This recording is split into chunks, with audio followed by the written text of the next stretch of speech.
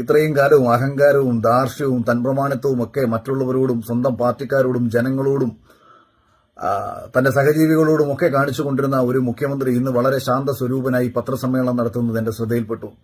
സത്യത്തിൽ അത് കണ്ടപ്പോൾ വളരെ വിഷമം തോന്നി. കാര്യം അദ്ദേഹം അതിൽ പ്രധാനമായിട്ടും പറയുന്നത് മുഖ്യമന്ത്രിയുടെ ദുരിതാശ്വാസ നിധിയിലേക്ക് പണം വരുന്നത് തടയാൻ വേണ്ടിയിട്ട് കേരളത്തിലെ കുറച്ച് ഗൂഢശക്തികൾ ഇതിനെ തുരങ്കം വെച്ചുകൊണ്ടിരിക്കുകയാണെന്ന് അദ്ദേഹം വലിയ വിഷമത്തോടുകൂടി പറയുന്നത് ഞാൻ കേട്ടു.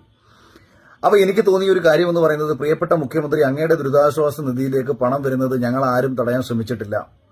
വ്യക്തിപരമായിട്ട് ഞങ്ങളാൽ കഴിയാവുന്ന സഹായം വയനാടിന്റെ ജനതയ്ക്ക് ചെയ്യാൻ ഞങ്ങൾ ആഗ്രഹിച്ചത് ഇന്നലകളിൽ നിങ്ങളുടെ അക്കൗണ്ടിലേക്ക് വന്ന പണത്തിന്റെ സുതാര്യത എവിടെ, കണക്കുകൾ എവിടെ എന്നുള്ള ഞങ്ങളുടെ ചോദ്യങ്ങൾക്ക് നിങ്ങൾ ഉത്തരം നൽകാതിരുന്നതുകൊണ്ടാണ്.